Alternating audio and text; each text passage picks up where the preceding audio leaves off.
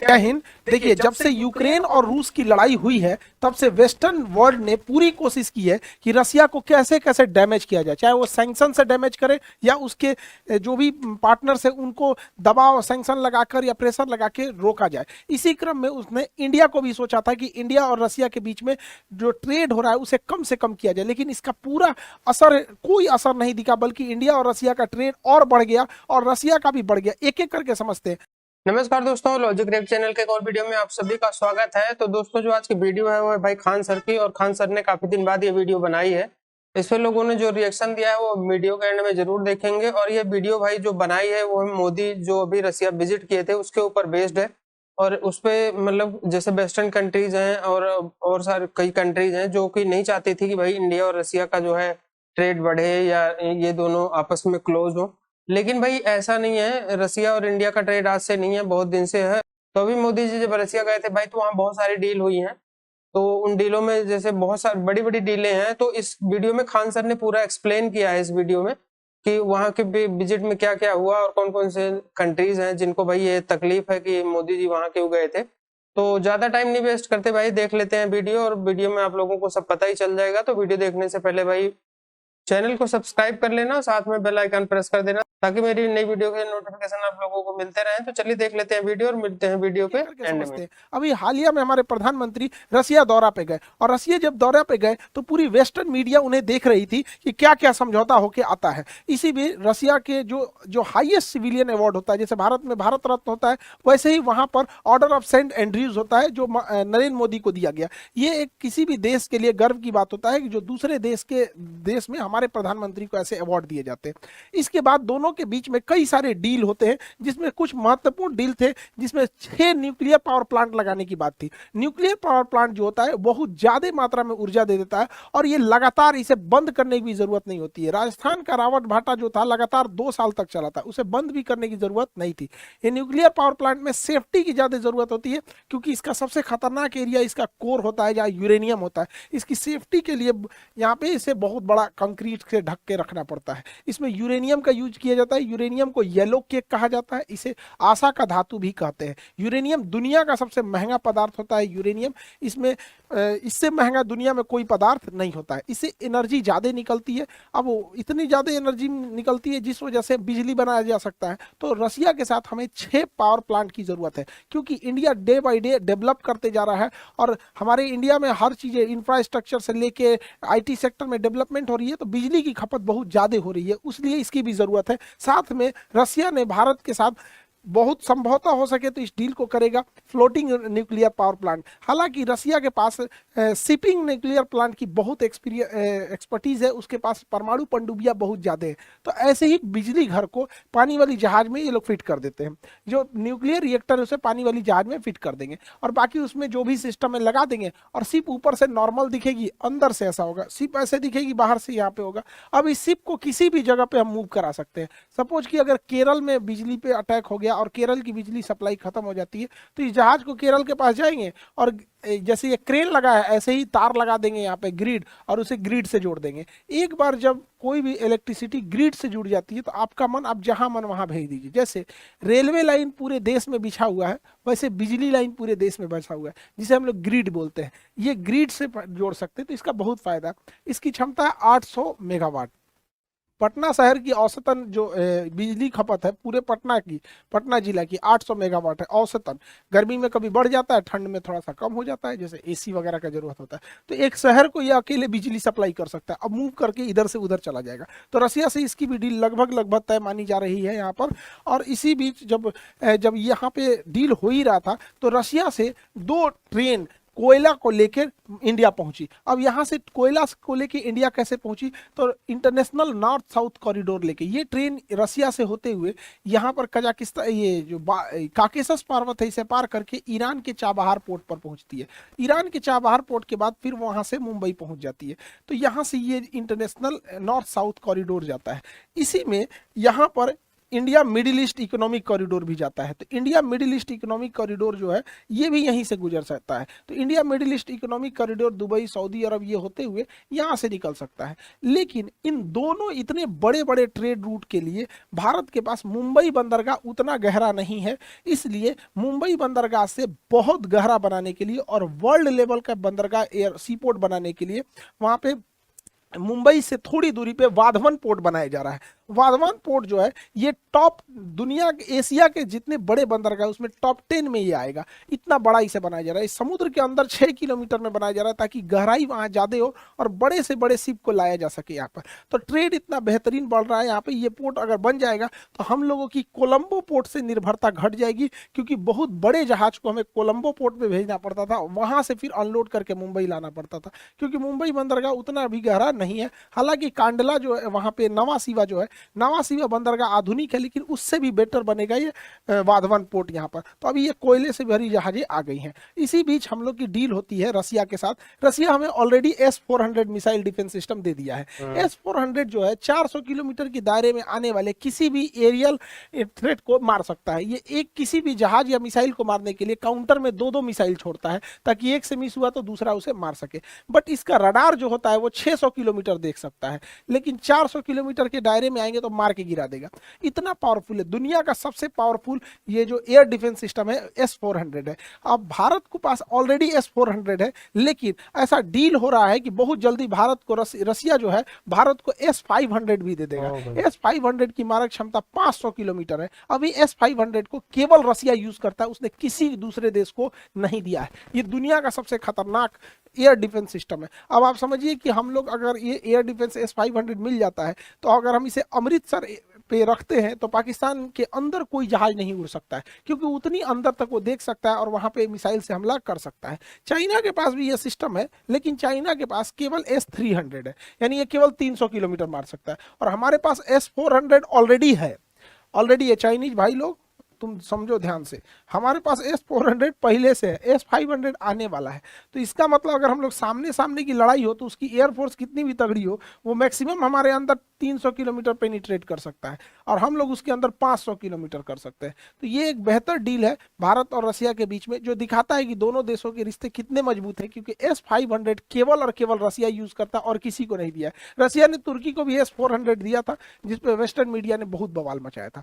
तो हम दोनों के रिश्ते बहुत बेहतरीन होते जा रहे हैं। हालांकि बहुत दबाव बनाया गया। रसिया ने अपनी ओर से ऑफर भी किया है Su-57 सुखोई क्या ये विमान है, ये बहुत बेहतरीन जहाज है, लेकिन स्टील्थ टेक्नोलॉजी से होता है। स्टील्थ रडार में नहीं आते हैं। इसे अमेरिकन जहाज F-22 रैप्टर से तो ना किया जाता है, लेकिन ये काफी कॉस्टली है। तो भारत इसमें इंटरेस्ट भी दिखा रहा है और नहीं भी उतनी तरह से नहीं कह सकते, लेकिन रशिया की ओर से ये खुला ऑफर किया गया है हमारे लिए। यहाँ पे राफेल वगैरह से तो ये तगड़ा है। एक्चुअल हर जहाज की अलग अलग काम होता है। जैसे सड़क पे देखते होंगे, जो काम टेम्पू कर सकता है वो ट्रक नहीं कर सकता है, जो काम बाइक करेगा वो कभी बस नहीं कर सकता है। तो ऐसे कहिएगा कि बताइए, आप ही से कोई पूछेगा कि मोटरसाइकिल अच्छा, 4 व्हीलर अच्छा, कार अच्छा कि बस अच्छा, आप क्या कहिएगा भाई? जरूरत जिस चीज की है वो है। वैसे ही लड़ाकू जहाज में अमूमन ऐसे कॉमन मेंटेलिटी क्या होती है, जो एडवांस है वही अच्छा है। कुछ बम्बर होते हैं जो बम गिराते हैं, कुछ स्ट्राइकर होते हैं जो बम नहीं गिराएंगे, तड़तड़ा के मारेंगे, सब डॉग फाइट के काम में आएंगे। कुछ रिकॉनेसेंस मिशन में आते हैं, दूसरे देश में घुस के निगरानी करने में। कुछ दोनों काम कर सकते हैं, मार भी सकते हैं, रिकॉनेंस भी कर सकते हैं, बम भी गिरा सकते हैं, मल्टी रोल काम कर सकते हैं। जैसे राफेल एक मल्टी रोल जहाज है। तो सबका अलग अलग होता है। यहाँ पे ये एयर सुपीरियरिटी के लिए है, एकदम स्टील्थ है, स्ट्राइकर जाएगा एकदम कहीं पे भी बम गिरा के आ सकता है, लेकिन ये बड़ा कॉस्टली होता है, इसकी ऑपरेटिंग कॉस्ट भी बहुत ज्यादा होती है। तो देखते हैं कि आगे क्या होगा। बाकी हमारा तो HAL बना रहा है, अभी तक तेजस कंप्लीट नहीं कर पाया। पता नहीं क्या कर रहे हैं लोग। अच्छा भी नहीं लगता है बार बार बोलने में कि तेजस कंप्लीट नहीं हुआ। आज से बन रहा है, सोचो 40 साल से तेजस बन रहा है, अब ये लोग का इंजन पूरी तरह से फाइनलाइज नहीं हुआ। तो ये भी एक दर्शाता है। हालांकि डिफेंस सेक्टर में प्राइवेटाइजेशन बहुत पहले हो जाना चाहिए। प्राइवेटाइजेशन होने से थोड़ा सा कोई भी चीज बड़ा तेजी से एक्टिवली काम करते रहता है। देखिए इतना दबाव भारत पे बनाया जा रहा था, वेस्ट ने पूरी कोशिश किया दबाव बनाने की, बहुत सारी धमकियां दी गई अमेरिका और भारत यूरोप की ओर से कि भारत को सैंक्शन लगाए जाएंगे। लेकिन अभी हाल ही में यूएन सिक्योरिटी काउंसिल में रसिया जो है वो इसका अध्यक्ष बना है, उसने भारत का बचाव किया और कहा है कि वेस्ट मीडिया ने भारत पे बहुत ज्यादा दबाव भी बनाने की कोशिश कर रही है। एक्चुअली वेस्टर्न मीडिया का अलग नैरेटिव है, वो अपने हिसाब से सोचता है यहाँ पे। अब सोचिए ना, ईरान के मिलिट्री को उसने आतंकवादी घोषित कर रखा है, मतलब आतंकवाद का कोई परिभाषा ही नहीं रखा है। हमारा ईरान से अच्छा संबंध है, ईरान हमारे भारत के लोगों को, और या ईरान और भारत का बहुत अच्छा रिलेशन है हमारा, और उसका दोनों का ट्रेड बैलेंस भी अच्छा है, पेट्रोलियम लेते हैं। अब वहाँ की जो रिवोल्यूशनरी गार्ड है, जो इसको बीएसएफ कहता है, जैसे हमारे यहाँ बीएसएफ है, उसको आतंकवादी घोषित कर रखा है। तो उनको कहना है कि रसिया जो है ना, अब ध्यान से समझिए, रसिया अगर यूक्रेन पे हमला किया तो कहता है रशियन एग्रेशन, रशिया ने हमला किया, एग्रेशन। और अमेरिका आके अफगानिस्तान पे मार दिया तो अमेरिकन एग्रेशन नहीं, अमेरिकन एक्शन ऑन टेररिज्म। बताइए, इन लोग की तो गजब गजब की विचारधारा होती है। सही है तो इनके गुड टेररिस्ट और बैड टेररिस्ट। तो रसिया ने भारत का हमेशा से बचाव किया है और जरूरत भी है, और भारत ने यूएन सिक्योरिटी काउंसिल में, रसिया ने यूएन सिक्योरिटी काउंसिल में भारत के परमानेंट मेंबरशिप की भी वकालत किया है यहाँ पर। तो ये सब की वजह से कोई दबाव के खास असर न रसिया के रिलेशन पे पड़ा और न रसिया के ट्रेड पे पड़ा। रसिया के पास बहुत ज्यादा ऑयल भंडार है, तो ये ऑयल रिजर्व को हम लोग टैंकर्स में से रख के और भारत तक इसको लेके आ रहे हैं, क्योंकि भारत में बहुत ज्यादा खपत है पेट्रोलियम का, जनसंख्या बहुत ज्यादा है। जब यूक्रेन और रसिया विवाद नहीं हुआ था तो हम लोग रसिया से जो तेल खरीदते थे वो 1 लाख बैरल पर डे खरीदते थे। बैरल मतलब कौन सी होता है? ड्राम को बैरल बोला जाता है। इसमें क्वेश्चन पूछता है कितने लीटर आते हैं? 159, 159 लीटर को एक बैरल कहते हैं। तो हम लोग रसिया से पहले 1 लाख बैरल पर डे तेल खरीदते थे, 1 लाख बैरल पर डे। अब जब विवाद हुआ तो वेस्टर्न मीडिया ने हमारे ऊपर दबाव बनाया, वेस्टर्न ने दबाव बनाया कि इतना तेल क्यों खरीद रहे हैं, इससे तो फंडिंग होगी यूक्रेन की, युद्ध की, वहां के लोग मारे जाएंगे। तो भारत ने 1 लाख बैरल से बढ़ा के 19 लाख बैरल पर डे कर दिया। 19 लाख बैरल पर डे हम कन्वर्ट कर देते हैं 30 करोड़ लीटर प्रतिदिन। तो हम लोग रसिया से तेल खरीद रहे हैं ना, 30 करोड़ लीटर प्रतिदिन खरीद रहे हैं, 30 करोड़ लीटर प्रतिदिन खरीद रहे हैं। अब वेस्टर्न पागल है सब, वेस्टर्न मीडिया ले यार ये भारत को किया क्या जाए है, न ये अमेरिका का सुन रहा है न यूरोप का सुन रहा है। तो भारत विश्व गुरु है, गुरु नहीं सुनता है जल्दी किसी का। हम लोग को अपना नेशनल इंटरेस्ट मायने रखता है, पहले उसको हम लोग देखते हैं। तो इसका बेअसर हो गया यहाँ पे। हालांकि वेस्टर्न लोगों ने, यूरोप ने बहुत गलत किया। अलग अलग जगहों पे रूस के एसेट्स थे, कुछ यूरोप में थे, कुछ अमेरिका में थे। उनके जो फॉरेन रिजर्व थे, पैसे, विदेशी मुद्रा भंडार थे, लगभग 300 बिलियन डॉलर। ये 300 बिलियन डॉलर को यूरोप और अमेरिका ने फ्रीज कर दिया, कहा कि जब युद्ध खत्म होगा तो इस पैसे को निकाल सकते हो। इसी के मद्देनजर रखते हुए भारत ने भी अमेरिका में अपने गोल्ड रिजर्व को वापस लेके आया। यहाँ पर इन पे कभी भरोसा करने लायक नहीं है। दे आर एकदम, इन लोगों के पास, अंग्रेजों के पास कोई एथिक्स नाम की चीज नहीं होती है। इन्होंने 25 लाख बंगालियों को भूखे मरने दे दिया जब हम गुलाम थे तब। इन्होंने छोटे बच्चे को गोली मारा जलियांवाला बाग में। और इनको अगर खरोच आ जाएगी ना तो दुनिया, पूरी दुनिया खोपड़ी पे उठा लेंगे। इनके पास कोई एथिक्स नहीं होता है, किसी को मार देंगे, किसी से कुछ भी कर देंगे। इन पे कभी भरोसा नहीं करना चाहिए। तो अब इसका, हालांकि इसका बस एक देश ने विरोध किया था, किंग सलमान जो सऊदी अरब के। हालांकि सारे देशों को इसका विरोध जताना चाहिए। इस तरह से कोई किसी का पैसे हड़प लेगा यहाँ पे। हालांकि लाख विरोध के बावजूद रसिया के व्यापार में कमी नहीं आई, क्योंकि रसिया पिछले 4 सालों से, 4 साल नहीं, 2014 से ही रसिया जब क्रीमिया को कब्जा किया था, उसी समय से यूक्रेन से लड़ाई के लिए वो पूरी तरह से कमर कस लिया था। इसमें गलती यूक्रेन की भी है। अब यूक्रेन को सोचना चाहिए कि अमेरिका जो है रूस का सबसे बड़ा दुश्मन है, तो रूस के दुश्मन को आप रूस के सिधाने बैठाइएगा तो क्या करेगा। तो वो पहले से तैयारी में था, इस वजह से रसिया में कोई दिक्कत नहीं आई है। रसिया का जो ट्रेड है, व्यापार है, वो 8.5%, 8.6% के ग्रोथ से जा रहा है। जो उसका फाइनेंस सेक्टर है, बैंकिंग है, इंश्योरेंस है, ये बॉन्ड है, वो सब 8.7% के ग्रोथ से जा रहा है। जीडीपी उसका है 10.9% के ग्रोथ से जीडीपी जा रहा है। कंस्ट्रक्शन जो वर्क होता है, बिल्डिंग कंस्ट्रक्शन, एयरपोर्ट, सीपोर्ट, जो भी रियल एस्टेट के कंस्ट्रक्शन होते हैं, 6.6% के ग्रोथ से जा रहा है। तो इससे ये पता चलता है कि रसिया पर इन सैंक्शंस का कोई खास असर नहीं पड़ा, और ना ही भारत और रसिया के रिलेशन के बीच में कोई भी इस टाइप का असर पड़ा है, क्योंकि ये आंकड़े बताते हैं कि उन पर कोई असर नहीं पड़ा भाई। ये तो साफ है भाई साहब कि जब पीएम मोदी का दौरा हुआ था रशिया में, तो वेस्टर्न मीडिया जो है वो काफी बातें कर रहा था। हाल में एक वीडियो भी अमेरिका की काफ़ी वायरल हो रखी है कि पीएम मोदी जो है वो गए हैं रशिया में, और हमें भाई साहब कंसर्न है कि वो इसके उनका ज़्यादा झुकाव जो है वो रशिया की तरफ है। तो साफ ज़ाहिर है कि रशिया में जो पीएम मोदी गए हैं तो बहुत सारी डीलें भी हुई हैं। इसमें न्यूक्लियर पावर प्लांट जो है वो लगाने के लिए बात हुई, 6 न्यूक्लियर पावर प्लांट। साफ ज़ाहिर है कि हालांकि उन्होंने ये ऑफर पहले कर रखी थी इंडिया ये पहले की हो रखी है, और भाई जो लेकिन इन्होंने डील अब शायद ये साइन की है, पहले अब- डील ये साइन नहीं हुई। लेकिन अब जो है साफ ज़ाहिर है कि भाई मोदी साहब गए तो कुछ और भी ज़्यादा डिले होंगी, कहीं जो है वो गुप्त रखी गई होंगी, कहीं जो है वो ऐसे- छुपी गई। कुछ ना कुछ आवाम को तो बताना होता है ना। तो साफ जो ज़ाहिर है भी भाई प्राइम मिनिस्टर होता है वहाँ के आवाम को बताता है, सवाल मीडिया करती है, तो कुछ पर्सनल होते हैं जो नहीं भी बताते। लेकिन ये इंडिया के लिए बहुत अच्छा है भाई एनर्जी किस कंट्री में एनर्जी है, बिल्कुल। तो साफ ज़ाहिर है अगर एनर्जी सस्ती पड़ रही है तो फायदा उठाना चाहिए। जो भी प्रोडक्ट बनेगी सस्ती होगी, तो वो कंट्री में फायदा ही है, वो एक्सपोर्ट भी कंट्री करना में भी फायदा और पूरी दुनिया को आप बेच सकते बेच हैं। सकते हैं। भाई असल में ना मुकाबले में जब आप मार्केट में आएंगे तो दूसरों की निस्बत आपकी चीजें सस्ती होंगी।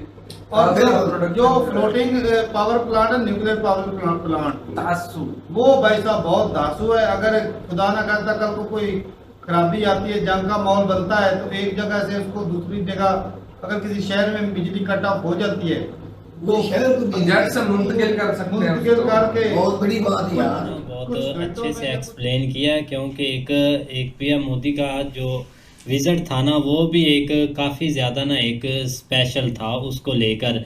लेकिन देखे कि एक हमने ना जो चीज़ सुनी है ना कि एक जो पेट्रोल के बारे में सर बता रहे हैं, अब देख ले कि हमने यही सोचा था कि एक जब से सैक्शन लगे हैं ना कि इंडिया के ऊपर भी काफ़ी ज़्यादा दबाव है, तो इंडिया तो कभी भी नहीं खरीदेगा, क्योंकि ऐसे अमेरिका नाराज़ हो जाएगा और वो काफ़ी ज़्यादा इन पर ना एक दबाव डालेंगे इंडिया लगभग पर। 4 महीने बाद जो है ना खान सर को जो है वो देखकर बहुत अच्छा लगा। उनकी वीडियोस जो है काफ़ी लंबे अरसे से जो है वो नहीं आ रही थी, लेकिन भाई जो टॉपिक वो लेकर आए हैं वो मैं कहूँगा कि वाकई में आपके टर्म्स कंडीशंस रिलेशंस एक कंट्री के साथ किस तरह के हैं वो बहुत ज़्यादा मैटर करते हैं। और लिटरली उन्होंने जितनी चीज़ें जो है ना बेशक अमेरिका यूरोप और रशिया से रिलेटेड या रशिया इंडिया से रिलेटेड डिस्कस की हों, वैलिड है भाई। बिल्कुल। और अभी बल्कि सिर्फ 1-2 दिन पहले ही मैं मौजम को कह रही थी कि खान सर की कोई वीडियो नहीं आई, और आज ही मतलब हम लोग को ये वीडियो जो है वो सजेस्ट कर दी गई। बट एक चीज़ मैं बोलूँगी कि बिल्कुल इंडिया ने मुझे लगता है कि बहुत अच्छा एक स्टांस लिया, लाइक रशिया और यूक्रेन की वॉर में, जबकि पूरा यूरोप जो है आप देखें या पूरा वेस्टर्न कंट्रीज जितने भी हैं उन्होंने एक तरह से बहुत ज़्यादा प्रेशराइज करने की कोशिश की। बहुत सारे आप कह लो कि स्टेटमेंट्स भी एक्सचेंज होते हुए नज़र आए। हम लोगों को डॉक्टर एस जयशंकर की तरफ से भी बहुत स्ट्रॉन्ग स्टेटमेंट्स जो हैं यूरोप के लिए सुनने को मिले पास्ट में। दुनिया में बहुत सारे कंट्री हैं जिन्होंने तरक्की की है और साथ में प्लानिंग नहीं की और बाद में उन्हें मात भी हुई है। जैसे कह लो कि रशिया पहले जो है ना दूसरा एक कंट्री था सोवियत यूनियन, उन्होंने ताकत तो हासिल कर ली थी पर उसके अपोजिट उन्होंने प्लान ऐसा नहीं कर पाए थे, तो यूरोप ने कह लो और अमेरिका ने मिलकर उसे तोड़ दिया था। उसके बाद इन्हें थोड़ा सा समझ आया पर उस हद तक डेवलप नहीं हुए थे।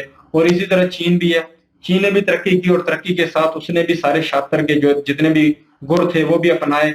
पर यह है कि आखिर जो है ना अमेरिका ने उससे भी कहीं ना कहीं दबोचा हुआ है, वो भी अभी खुल के उस तरह पैसा कमा नहीं सकता, अपनी मर्जी नहीं कर सकता। और इसी में अगर बात की जाए इंडिया सामने जो आ रहा है, आने वाला वक्त इंडिया का है, अरूज इंडिया को मिल रहा है। इसी तरह तो इंडिया जो है ना मैं देख रहा हूँ कि काफी बेहतर दिमाग से चल रहा है।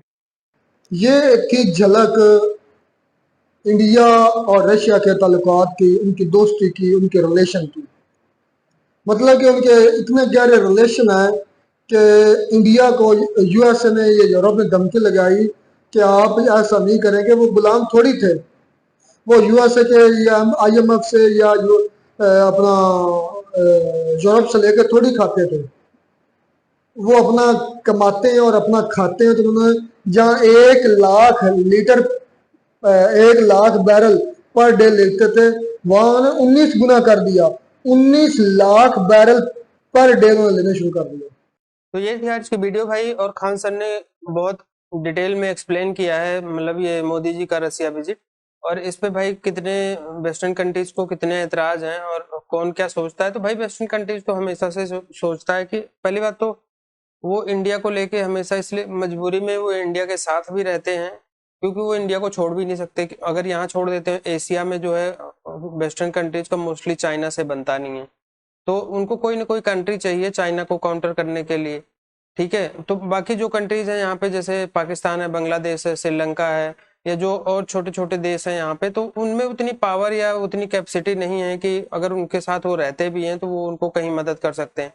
तो इसलिए मजबूरी में भाई वो इंडिया के साथ मतलब कि हाँ में हाँ मिला के रखते हैं। लेकिन ये है कि जिस दिन उन्हें मौका मिलेगा भाई इंडिया को पीछे रखने का, तो वो उस दिन इंडिया को पीछे रख देंगे। और अभी भी कोशिश, जब से यूक्रेन और रशिया वार हुआ था तभी से कोशिश कर रहे थे कि इंडिया को भाई बैकफुट पे लाया जाए और वो रशिया से कट ऑफ कर दिया जाए, रशिया से इनकी कोई बातचीत ना हो, रशिया को हेल्प ना कर पाए किसी। वैसे कौन सा इंडिया ने भाई पैसा दिया है उसे, वो अपना ट्रेड कर रहा है इंडिया भाई, अगर कोई चीज परचेज कर रहा है उसका पेमेंट कर रहा है वो, इसमें क्या रशिया। लेकिन भाई रशिया के लिए ये भी एक, जैसे कहते हैं ना, जिस सिचुएशन में उसके ऊपर बहुत सारे सैंक्शन लगे थे ये सब हुआ था, तो चाइना ने भी परचेज किया है रशिया से बहुत सारी चीजें, इंडिया भी परचेज कर रहा है। यही दो कंट्री है जो रशिया से काफी खरीद, तो और भी छोटी छोटी कंट्रीज नहीं है, लेकिन जो ज्यादा मतलब कि जहां से उसको फर्क पड़ रहा है वो चाइना और इंडिया से पड़ रहा है कि यहाँ से उसकी इकोनॉमी इसीलिए स्टेबल रह पाई। नहीं तो भाई जिस हिसाब से यूएसए ने सैंक्शन लगाए थे और जितना उसके ऊपर मतलब इधर उधर से पाबंदियां लगी थी, तो उस हिसाब से रशिया थोड़ा डाउन होता। और भाई वॉर हो रही है तो थोड़ा तो फर्क पड़ता है, लेकिन इस लेवल का भी फर्क नहीं पड़ा कि रशिया जो है बैठ जाए एकदम। तो बाकी जो डील हुई है भाई, जैसे खान सर बता रहे थे कि न्यूक्लियर पावर प्लांट की 6 हुई हैं और Su-57 की हुई है भाई, वो तो बड़ा खतरनाक फाइटर है 5th जनरेशन का। लेकिन अब ये है कि जैसे बोल रहे हैं भाई उसकी मेंटेनेंस और वो बड़ी महंगी है, क्योंकि भाई यहाँ इंडिया में अब अगर ऐसा नहीं है ना कि अब जैसे अमेरिका का F-35 है, उसका भी मेंटेनेंस और उसका बड़ा महंगा है भाई, तो वो और ऊपर से रेट भी बहुत महंगा है। तो Su-57 का भी ऐसा ही कुछ सीन है। लेकिन अब देखते हैं भाई क्या हुई है, इसके बारे में तो अभी ज्यादा इन्फॉर्मेशन खान सर ने भी नहीं बताई है। तो आप लोगों को भाई वीडियो कैसी लगी ये कमेंट करके जरूर बताना, और साथ में भाई वीडियो को लाइक और शेयर करना मत भूलना। चैनल को सब्सक्राइब कर लेना भाई और बेल आइकन प्रेस कर देना ताकि मेरी नई वीडियोस का नोटिफिकेशन आप लोगों को मिलता रहे। तो मिलते हैं भाई नेक्स्ट वीडियो में, तब तक के लिए नमस्कार, जय हिंद। Audio Jungle.